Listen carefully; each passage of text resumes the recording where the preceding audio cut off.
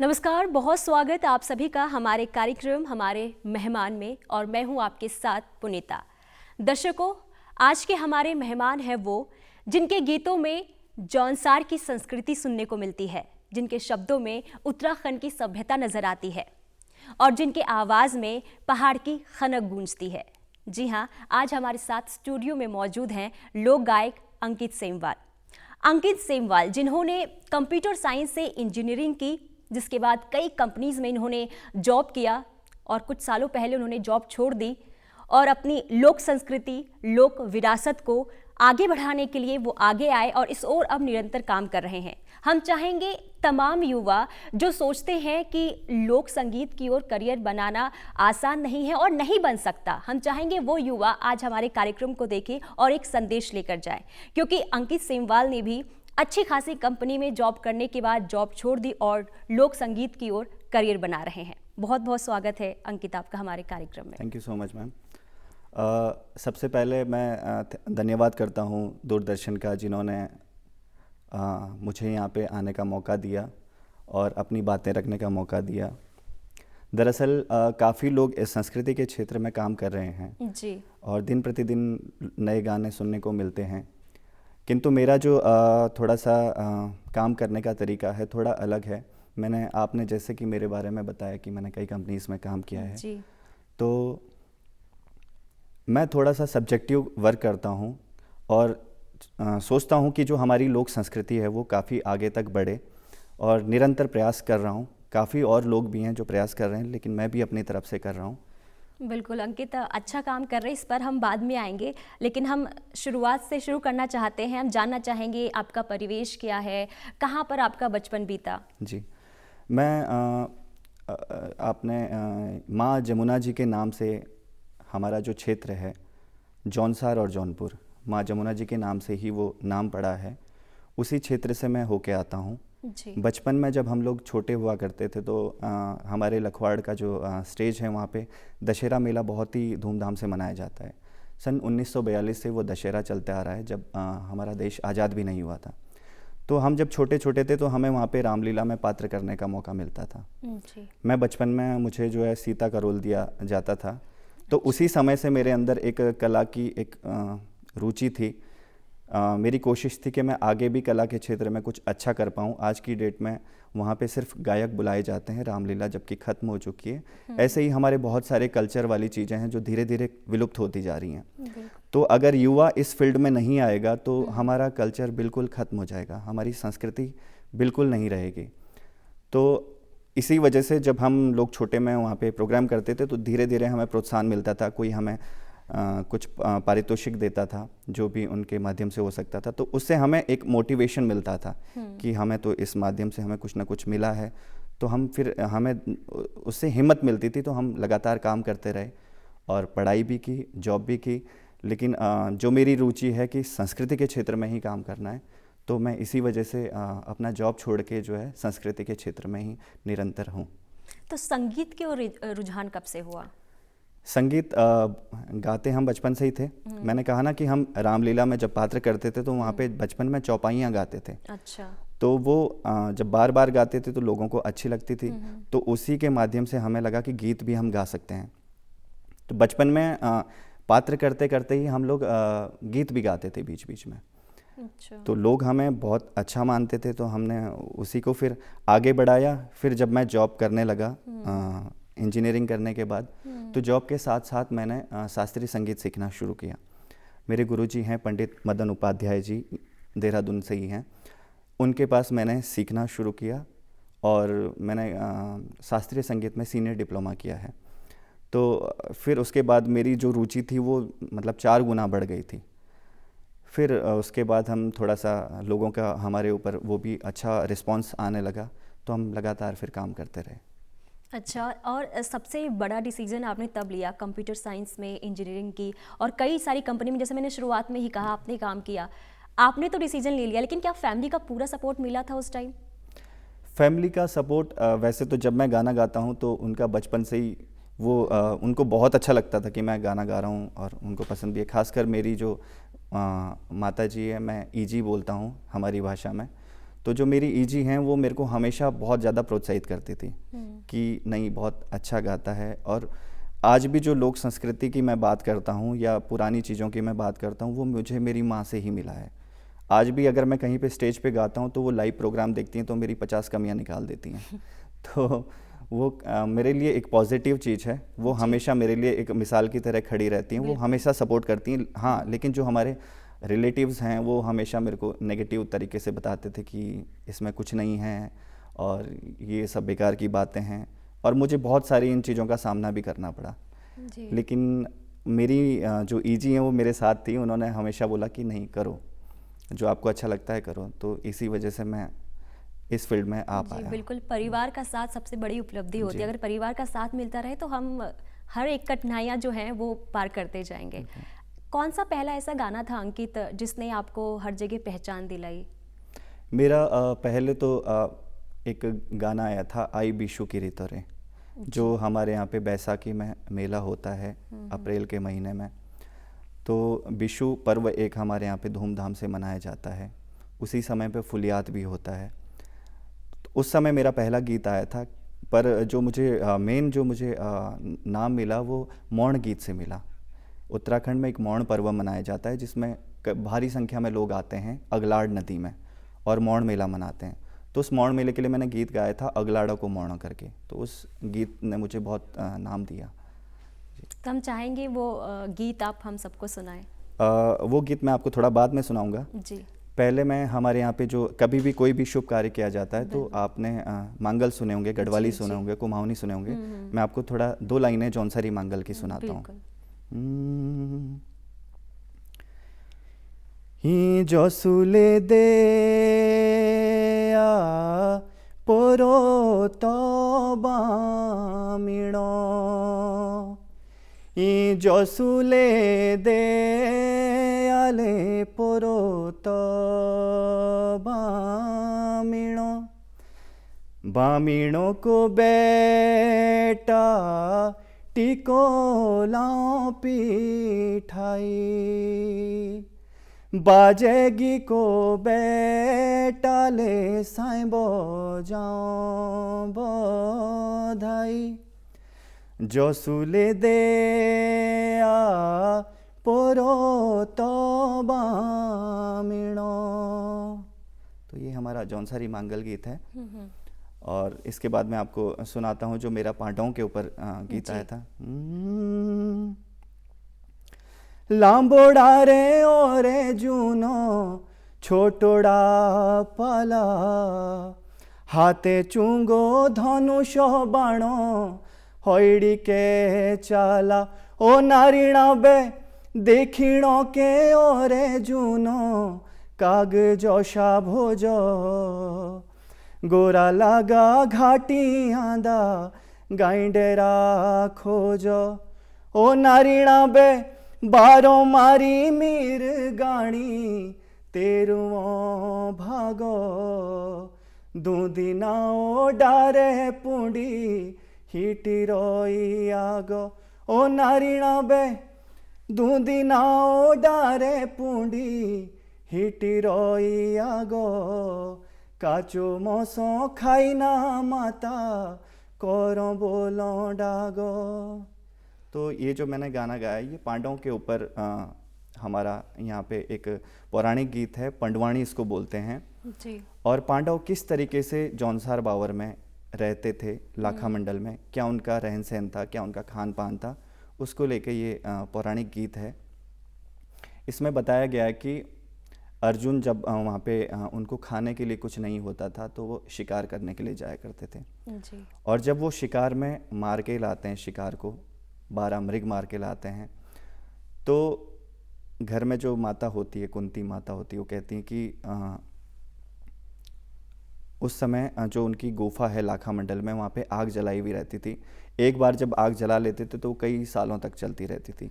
वो आग बुझ गई थी तो माता जी कहती हैं कि मैं ये कच्चा मांस नहीं खाऊंगी, अगर मैंने ये कच्चा मांस खा लिया और कौरवों तक ये बात पता लग गई तो वो कहेंगे कि इनकी माँ डायन है। तो कहती हैं कि पहले आग की व्यवस्था करो तो फिर मैं इसको खा पाऊंगी, अदरवाइज मैं इसको नहीं खा सकती। तो इस तरह की पौराणिक जो चीज़ें हैं हमारी लोक संस्कृति में चलती आ रही हैं, उसको बिल्कुल। हमने गाया है, जो भी पुरानी विधाएं थी उसके हिसाब से। तो बिल्कुल। और यही होना चाहिए कि जो भी हमारी पौराणिक कथाएं हैं वो गीतों के माध्यम से आते रहना चाहिए ताकि युवाओं को भी इसकी जानकारी रहे। जी आप कई भाषाओं में भी गीत गाते हैं, जौनसार में तो आप रम चुके ही हैं, लेकिन गढ़वाली की बात करें, हिमाचली बात करें, हिंदी, तो हम चाहेंगे सबसे पहले यही कि आप एक गढ़वाली गीत भी हम गढ़वाली दर्शकों के लिए सुना दें। जी, मेरा एक हाल ही में एक गीत आया था, मैं गढ़वाली गीत, उसको मैं सुनाता हूँ आपको। फागुण चैत ऐना डांडा है रावेना, फागुण चैत ऐना डांडा है रावेना, हे सोजड़िया दुनिया बेमान, हे सोजड़िया दुनिया बेमान, हे सोजड़िया छुई शरण माँ, हे सोजड़िया छुई शरण माँ, फागुण चैत ऐना डांडा है रावेना, धारो मासी जून रात्यों का सी सुपन्या, मन लूछी जांदी दिन बोड़ी आंदी, फागुण चैत ऐना डांडा है रावेना। बहुत खूब। अंकित, आप गढ़वाली तो आपने सुनाया है, हिमाचली भी आप गाते, क्या कोई दिक्कतें आती है भाषा को कैच करने में? जी, दिक्कतें तो आती जी, हैं। तो किस तरीके से फिर मैनेज करते हैं आप? मैं एक्चुअली जब भी कोई भी भाषा का गीत गाता हूँ, दूसरी भाषा का, तो उस भाषा के 3-4 जानकार अपने साथ ले जाता हूँ। अच्छा। फिर उनको कहता हूँ कि मेरी कमियाँ निकालो। अच्छा। तो वो मेरी कमियाँ बताते रहते हैं, मैं उसको सुधारते रहता हूँ। तो कितना टाइम लग जाता है एक गाने को प्रिपेयर करने में? गाना दूसरे तो भाषा की बात करें हम जी। प्रिपरेशन में तो मुझे ज़्यादा टाइम नहीं लगता है, 1-2 घंटे में हो जाता है। अच्छा, जी, कोई भी लैंग्वेज हो? हाँ, कोई भी लैंग्वेज हो, लिरिक्स लिखे हुए होने चाहिए, बाकी तो मैं गा लेता हूँ। बाकी जैसे किसी भी भाषा का फ्लो होता है, धारू माँ, जैसे ये हमारे यहाँ पे नहीं बोलते। कोई भी अगर उसका जो एक टोन होता है, वो टोन क्वालिटी बस पता लगनी चाहिए, वो मुझे बता देते हैं जो मेरे साथ लोग होते हैं कि इसका टोन ऐसा होना चाहिए, तो मैं कोशिश करता हूँ फिर वैसा गाने की। अच्छा अंकित, आपने जो ये डिसीज़न लिया कि मुझे लोक संगीत में ही अपना करियर बनाना है, क्या लगता है आपको ये फैसला आपने सही लिया है? क्योंकि आपने 2016 से ही आप लोक संगीत के क्षेत्र में आ गए जॉब छोड़ के, तो क्या लगता है आपकी फैसला आपने सही लिया है? मैम, लोक संगीत के क्षेत्र में मैं 2009 से हूँ, जब से मेरा पहला एल्बम आया था। और मेरा फैसला सही है कि नहीं है, मुझे मेरा फैसला सही लगता है। और पहले जब मैंने शुरुआत की थी तो लोगों ने काफ़ी इसके लिए मुझे कहा कि आपको डीजे गाना गाना चाहिए, अच्छा। आपको ऐसा गाना चाहिए, आपको वैसा गाना चाहिए। लेकिन आज की समय में मुझे ऐसा कोई भी नहीं बोलता है। आज के समय में मुझे बहुत सारे वेल विशर्स मिलते हैं जो मेरी तारीफ़ करते हैं कि आपने बहुत अच्छा गाना गाया, वो जो चीज़ विलुप्त हो गई थी आपने उसको सामने लाया, तो मुझे फिर खुशी मिलती है। तो वही लोग जो मुझे नेगेटिव मार्किंग जो मेरी करते थे, वही लोग आज मेरी तारीफ़ करते हैं। और मुझे अंदर से बहुत खुशी मिलती कि मैं अपने लोक संस्कृति के लिए कार्य कर रहा हूँ। सबसे मेन बात ये, संतुष्टि इंसान को होनी चाहिए, क्योंकि अगर मेरे लिए पैसा सब कुछ होता तो मैं जॉब कभी नहीं छोड़ता। मैं TCS और विप्रो जैसी कंपनी में काम कर चुका हूँ। बिल्कुल। तो मेरा जो मेन मकसद रहा है वो लोक संस्कृति अपना पहाड़ रहे हैं। अभी कोविड सेशन जो हमारे यहाँ पे चला था, कोविड सेशन में सभी लोग घर गए थे, मैं भी गया था। तो 2-3 महीने मैंने वहाँ पे एक भी दिन घर में नहीं बैठा। अच्छा। मैंने वहाँ पे लगभग 50 के लगभग मैंने अखरोट के पेड़ लगाए, बान के पेड़ लगाए और नींबू, मतलब खेती करता रहा मैं दिन रात। और अदरक भी बोया गांव में। मुझे बहुत खुशी मिलती है, मतलब अपनी मिट्टी में जाके काम करने के लिए।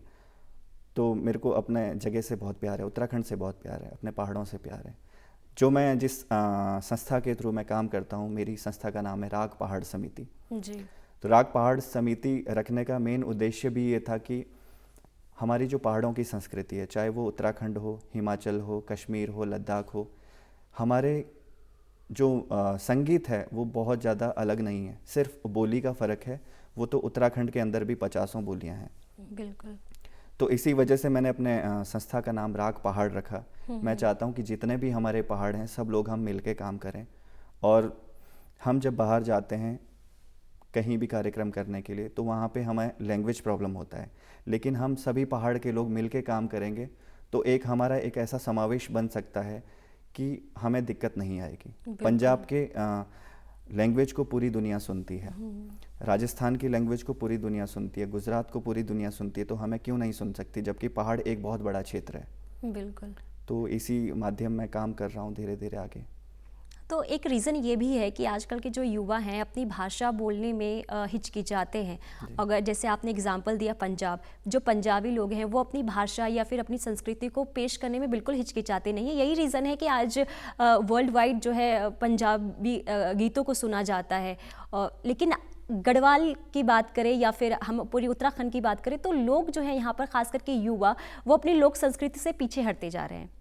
आपने भाषा की बात की। मेरा मानना है कि अभी हमारी सरकारें काफ़ी काम कर रही हैं पलायन को लेके। जी।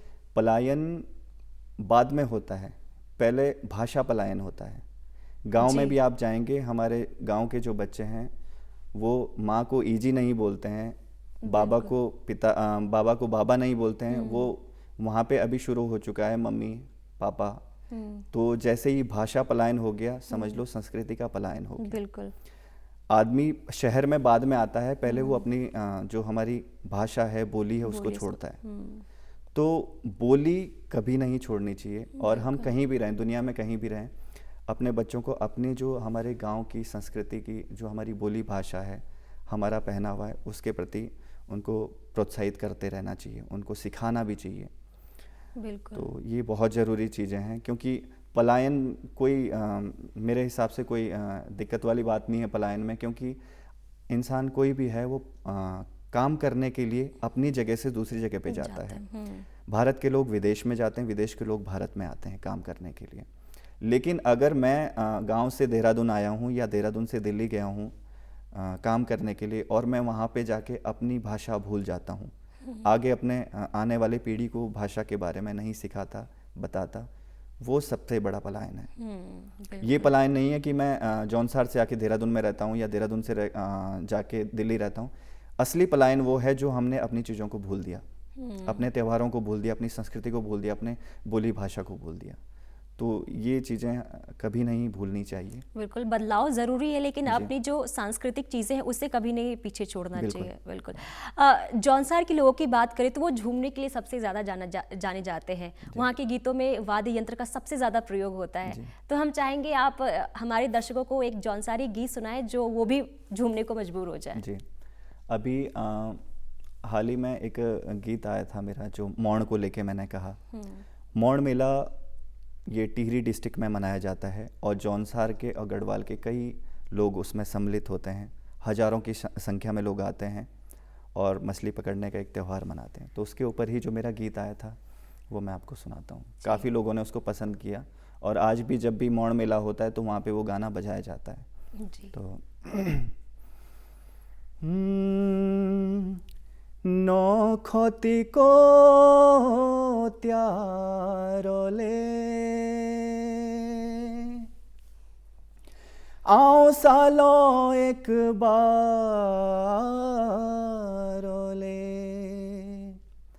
झोड़ी झोड़ी टूट दे गढ़वाड़ो जोन सारोले, मोणायूं को रोणो ले अगलाड़ा को मोणो ले, मोणायूं को रोणो ले अगलाड़ा को मोणो ले, ढोल दो माने बाज देले गीतो हारू लीला देले, जोंगिए बोन्यानो बीड़ी मोइले मोणाई नाच देले, गौरो बाजो बाणो ले अगलाड़ा को मोणो ले गौरो बाजो बाणो ले अगलाड़ा को मोणो ले कोई तो लांदे फोटियाड़ो कूणे लांदे कुंडियाड़ो डोर दे नाले मोणाई भाऊ हाथे लाग्या शोंगियाड़ो माछी मारो राणो ले अगलाड़ा को मोणो ले माछी मारो राणो ले अगलाड़ा को मोणो ले। बहुत खूब।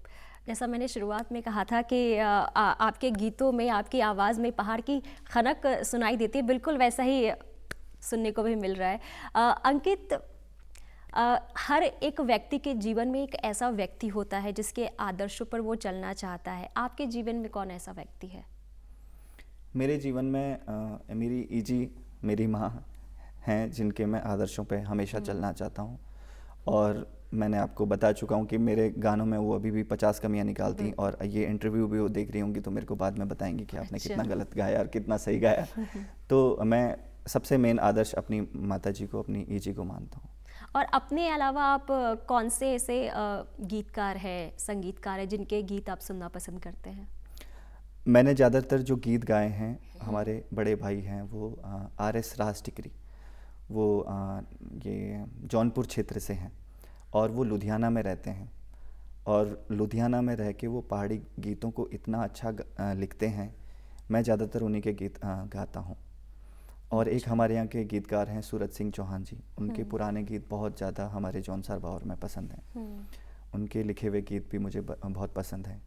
और गायकों में जो आपने बात कही, हमारे जौनसार बावर के जगत राम वर्मा जी, स्वर्गीय श्री जगत राम वर्मा जी के गीत मुझे बहुत ज़्यादा पसंद थे।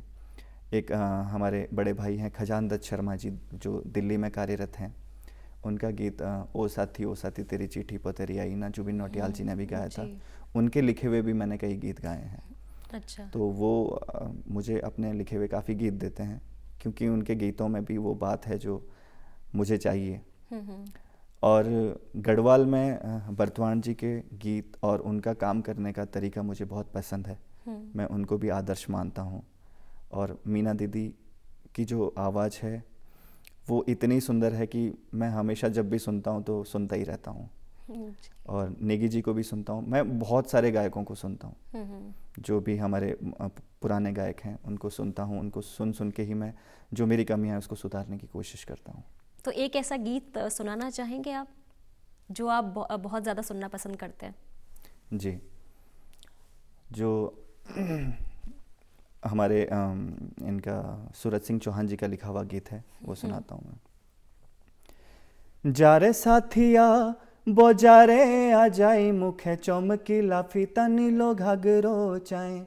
जारे साथिया बोजारे आ जाई मुखे चमकी लाफी तनी लो घागरो चाय। पूरा सूटो आई ठूरा खले एबे मेरी बाठणी काई चेणो न दे। पूरा सूटो आई ठूरा खले एबे मेरी बाठणी काई चेणो न दे। ये उनके लिखे हुए पुराने लिरिक्स हैं। और एक जगत राम वर्मा जी का गाया हुआ गीत है जो मैंने बहुत ज़्यादा बचपन में गाया है, उसकी 2 लाइनें सुनाता हूँ। हो शुण दी नानिए मेरी फूलोली बोलो निशा बेटी ले काँव काँव बाशी के नानिए कोवा नोठा हेलारी टीले। बेटा माते बोरू कोली माड़ू के भीतराशा जोशा कोड़ी जुगो। बेटा माते बोरू कोली माड़ू के भीतराशा जोशा कोड़ी जुगो। तो ये काफ़ी गाना है जो मैं सुनता हूँ और मुझे बहुत पसंद है। बिल्कुल। एक लोक संगीत में ऐसी बातें होती है ना कि अगर हम एक बार सुन ले तो पुरानी बातें सब याद आ जाती है, हम उसमें खो जाते जो हमारी संस्कृति है। लोक संगीत की बात करें, अब जो कहीं ना कहीं जो डीजे है चुनौती बनता जा रहा है। आजकल के युवा डीजे की तरफ ज़्यादा आकर्षित हो रहे हैं, लोक संगीत को पीछे छोड़ते जा रहे हैं, तो क्या कहेंगे इस पर आप? देखिए, जो डीजे का एक पैटर्न शुरू हुआ है उसको हम नकार तो नहीं सकते हैं। वो भी क्योंकि धीरे धीरे लोक संस्कृति इसलिए भी ख़त्म होती जा रही है कि पहले शादियों में गांव में हमारे यहाँ पे तांद में गीत लगाते थे, सभी लोग आते थे, और जो हमारे पौराणिक जो बाजा बजाने वाले लोग हैं वो भी आते थे। लेकिन आज की डेट में सभी लोग अपने संस्कृति से पलायन कर रहे हैं।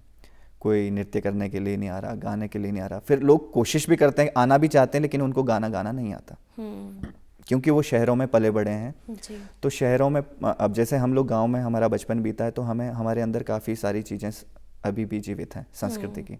लेकिन जो बच्चा देहरादून में बचपन से रह रहा है, वो चाहता है कि मैं सभी के साथ डांस करूं, लेकिन उसको नहीं आता है। लेकिन डीजे में एक ऐसी वो बेस और किक और इको का ऐसा समावेश होता है कि कोई भी इंसान अपने आप झूम जाता है। वो सुनने की जरूरत नहीं होती कि बज क्या रहा है, गाना क्या बज रहा है, उससे कोई फर्क नहीं पड़ता है। संगीत के धुन पे ही आदमी थिरकता है। तो डीजे में जो गीत गाए जाते हैं, मैं ये नहीं कहूँगा कि सारे अच्छे नहीं होते हैं, बहुत सारे गीत अच्छे हैं, किंतु उसमें गीतों के अलावा सबसे ज़्यादा जो मेन वो दिया जाता है, वो संगीत को दिया जाता है। अगर संगीत अच्छा है तो लोग झूमेंगे, संगीत अच्छा नहीं है तो लोग नहीं झूमेंगे। लिरिक्स क्या हैं कोई फ़र्क नहीं पड़ता है, सिर्फ संगीत का फ़र्क पड़ता है। जबकि जो गाँव के तांदी गीत हैं, आप कोई सा भी गीत गाओ, शब्दों का बहुत वहाँ पे मोल भाव है। डीजे में शब्दों का कोई मोल भाव नहीं है, वहाँ सिर्फ संगीत है। ऐसे गीत आते हैं और चले जाते हैं। हाँ, कुछ दिन के ही होते हैं। जी, और लोकगीत ऐसे सदाबहार है, जब भी सुनो लोकगीत आप कभी भी सुनेंगे तो उसमें एक पहाड़ों की एक खनक होती है जो हमेशा आपको पसंद आएगी। फिर शब्दों का भी बहुत उसमें होता है, शब्द बहुत अच्छे यूज़ किए जाते थे पहले के समय में। तो अब आजकल के युवा को यही कहना चाहेंगे कि अगर आप गीत बनाते हैं तो शब्दों का जो है प्रयोग अच्छे से करें, ताकि लोग उसे आने वाली जो पीढ़ी है वो भी अच्छे से सुने और लंबे समय तक ये गीत चलता रहे। अंकित, आजकल केंद्र सरकार की तरफ से जनजातीय प्रोग्राम का जो आयोजन किया जा रहा है, हम चाहेंगे उसके बारे में आप कुछ कहें। जो हमारी तरह के जो कलाकार हैं जो सिर्फ संस्कृति के लिए काम करते हैं, उनके लिए भारत सरकार या हमारी प्रदेश की जो सरकारें हैं लगातार काम कर रही हैं, पहले भी काम कर रही थी जी। और ये एक बहुत बड़ा माध्यम है हमारे जीवित होने का। बिल्कुल, क्योंकि इसी की वजह से हम लोग चल पा रहे हैं। अगर हमारी सरकारें हमें सपोर्ट नहीं करती हैं तो हम अपनी संस्कृति कहाँ तक सुना पाएंगे, कहाँ तक दिखा पाएंगे। अगर मैं अभी पिछले हफ्ते ही मेरे जो संस्था है उसका जो कार्यक्रम लगा हुआ था, नेशनल ट्राइब फेस्टिवल था छत्तीसगढ़ में, तो मेरी टीम वहाँ पे परफॉर्म करके आई है। हम लोगों ने अपना जौनसार की संस्कृति वहाँ पे दिखाई। तो मैंने एक चीज़ वहाँ पे देखी कि 47 टीमें वहाँ पे थी जो पूरे भारतवर्ष से थी और 7 अदर कंट्रीज़ से थी, बाहर विदेशों से थी जी। तो वहाँ पे हम लोग किस तरह से अपनी जो हमारी भाषा है, हमारी संस्कृति है, किस तरह से हम लोगों को बता पाएँ कि जो उनके समझ में आए। तो वहाँ पे जो हमारी कला है, जो सांस्कृतिक हमारी कलाएं हैं, उसको हम लोग वहाँ पे दिखाते हैं। हमारा संगीत है और वो लोग इतना उसको एंजॉय करते हैं, उनको समझ में आता है। पर हमारे यहाँ का कोई गाना बजता है तो उनको समझ में नहीं आता है, चाहे वो कितना ही अच्छा डीजे हो, कितना ही अच्छा, पर लोग आनंद लेते हैं। तो हैं क्योंकि उसमें फिल्मांकन होता है, एक नाटक होता है जो हमारे यहाँ पे, अगर हमारे यहाँ पे झैंता गीत गाते हैं तो उसका एक तरीका है कि उसमें किस तरह का नृत्य किया जाता है। हमारे यहाँ पे हारूल होती है तो हारूल का भी एक पैटर्न है कि किस तरीके से हारूल होनी है। हारूल के जो जितने भी गीत हैं वो हमारे लोक पौराणिक इतिहास को दर्शाता है। बिल्कुल, तो केंद्र सरकार के द्वारा जो एक कदम उठाया गया है वो काफ़ी सराहनीय है और ऐसे निरंतर वो काम करते रहे। तो बहुत बहुत शुक्रिया अंकित, आप हमारे कार्यक्रम में आए, बहुत अच्छा लगा आपसे बातचीत करके। और जिस तरीके से आप काम कर रहे हैं पहाड़ के लिए, तो बहुत सारी शुभकामनाएँ, आप ऐसे करते रहें और आपका भविष्य उज्जवल रहे। तो दर्शकों, उम्मीद करते हैं आज का कार्यक्रम आपको बेहद पसंद आया होगा और ख़ास करके युवाओं को एक संदेश इस कार्यक्रम के जरिए ज़रूर मिला होगा। वक्त हो चला है आपसे विदा लेने का, दीजिए इजाज़त, नमस्कार।